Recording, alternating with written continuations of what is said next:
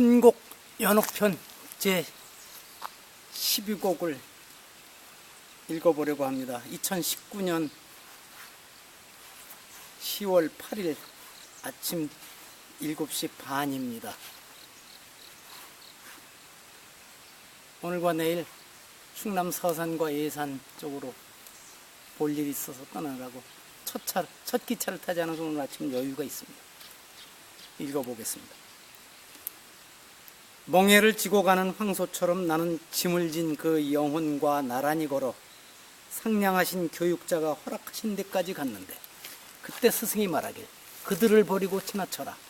여기서는 누구든지 할 수 있는 한 힘을 다해 돛을 올리고 노를 저어 제 배를 밀고 나가야 한다. 그때 생각은 움츠러들고 숙여진 채 남아있을 망정 길 가고자 하는 사람이 하듯 나는 다시 몸을 곧바로 세웠다.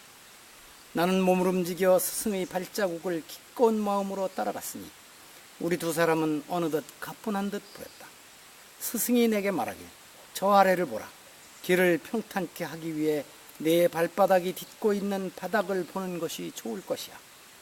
묻힌 사람들 위에 평평한 무덤들엔 그들이 어떤 사람이었는지를 밝혀주는 형상이 새겨져 있다. 그들에 대한 기념이 되게 하려 함인데, 오로지 정이 가득히 든 사람들이 추억의 아픔 때문에 눈물을 자꾸 흘리는 것과 마찬가지로 산에서 쑥 내밀려 길이 된 여기도 그와 같이 새겨졌는데, 비할 바 없는 솜씨의 절묘함을 그곳에서 보았다. 다른 어떤 피조물보다 더 고귀하게 창조된 어떤 사람이 하늘로부터 밑으로 번쩍번쩍하며 한쪽에 떨어지는 것을 나는 보았다. 맞은편에 죽음의 싸늘함 속에서 땅 위에 무겁게 누워있는 브리아레오스가 하늘의 화살을 맞고 쓰러져 있는 것을 나는 보았다. 팀브라에우스, 팔라스, 그리고 마르스를. 그들은 아비 주위에 무장하고 거인들의 잘려나간 팔다리를 보고 있었다. 나는 보았다. 거대한 작품의 발치에서 거의 얼빠진 듯한 위물옷을. 그는 신 아래서 그를 자랑스럽게 여기던 백성들을 보고 있었다. 오 니오베여, 일곱과 일곱의 죽은 네 자식들 틈에서 길바닥에 새겨진 노를 얼마나 쓰라린 눈으로 나는 보았던가. 오 사울이여, 길보아에서 자신의 칼 위에 죽었다가 나중에는 비도 이슬도 느끼지 못했는데 그대 어떻게 여기에 나타났는가. 오 미친 아라크네여, 널 보자니 벌써 반쯤은 거미가 되어 너 스스로 저지른 잘못으로 인해 찢어진 헝겊 위에서 슬퍼하는구나. 오 르호보암이여, 여기 너의 모습은 위협적으로 보이진 않는다만 누군가 너를 뒤따르지 아니한데도 넌 겁에 질려 마차를 끌고 가는구나. 대리석으로 포장한 도로에는 알크마이온이 그토록 감나는 저 치명적인 장식을 제 어미에게 보여주고 있었다. 신전 안에서 자식들이 사내리 위에 덮쳤던 모양과 그가 어떻게 여기에 죽은 채 버림받았는지 그 도로는 보여주고 있었다. 키로스에게 피에 굶주린 놈아, 내 너를 피로 채워줄 것이다 라고 하면서 토메리스가 행한 파괴와 잔인한 살육도 보여주고 있었다. 또 홀로 페르네스가 죽음을 당한 다음에 아시리아인들이 도망친 모습이며 아울러 살육당한 자의 유해도 보여주고 있었다. 나는 제로되고 파괴된 트로이를 보았다. 오 일리온이여, 거기 보이는 너희 모습은 매우 낮고 비천한 것 같구나. 부시며 문체의 도사가 누구인지 모르지만 탁월한 재주를 여기서 찬탄이라도 하라는 듯 그림자들과 선들을 그려놓았다. 죽은 자는 죽은 듯 산 자는 산 듯 보였기에 그 사실을 보았던 자도 이렇듯 푹 숙이고 걸어가는 나보다 더 잘 보진 못했을 것이다. 하와이 자손들이여, 이제 얼굴을 드높이 쳐들고 자만심을 가져라. 불행한 길을 볼 수 있게 고개를 떨어뜨리지 마라. 헤어나지 못하는 마음은 엄두도 낼 수 없을 정도로 우리는 이미 아주 많이 산을 돌고 돌았는데, 해가 제 갈 길을 거의 다 마무리할 무렵에 사뭇 앞만 주시하며 가고 있던 그가 말을 시작했다. 고개를 들어라. 이제는 생각에 잠겨 걸어갈 시간이 아니다. 저곳에서 우리를 향해 오려고 준비하고 있는 천사를 보아라. 6째 계집종이 하루의 일을 마치고 돌아오는 것을 보라. 용모와 자세를 경건하게 해서 그가 우리를 기꺼운 마음으로 끌어올리게 하라. 또 이날이 다시는 새지 않음을 생각하라.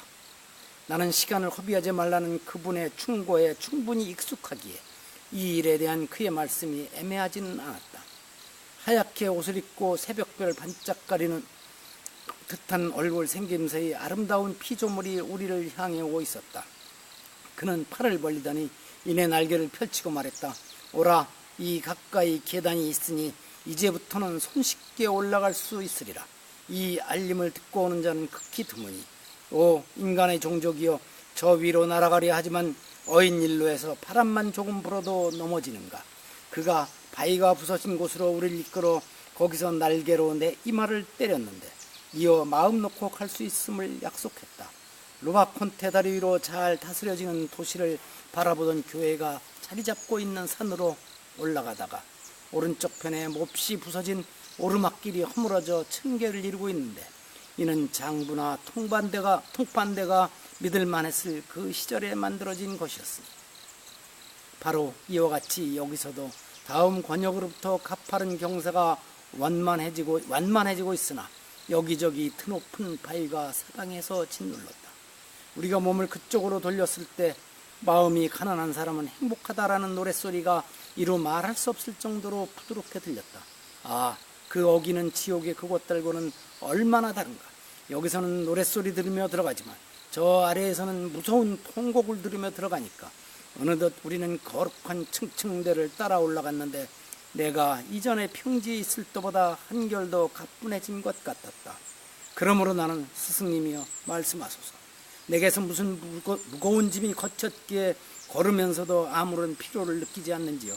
그가 대답하길 내 얼굴 위에 희미하게나마 남아있는 피자들이 이미 완전히 사라진 첫째 번 글자 같이 모두가 다 없어질 때 너의 발들은 좋은 소망으로 피로를 느끼지 못하게 될 뿐만 아니라 위로 오르는 것이 즐거울 것이다.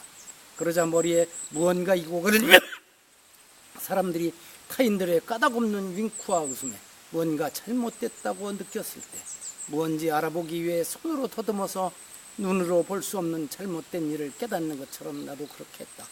그리고 오른쪽 손가락으로 그 열쇠를 가진 자가 나의 관자놀이에 새겨두었던 글자 가운데 6개만을 찾았는데 이를 보고 있던 나의 길잡이는 미소를 띄었다. 이렇게 해서 신곡 연옥편 제12곡 낭독을 마쳤습니다. 기온이 급강하여서 옷을 2개 끼워 입었는데도 재채기가 나옵니다.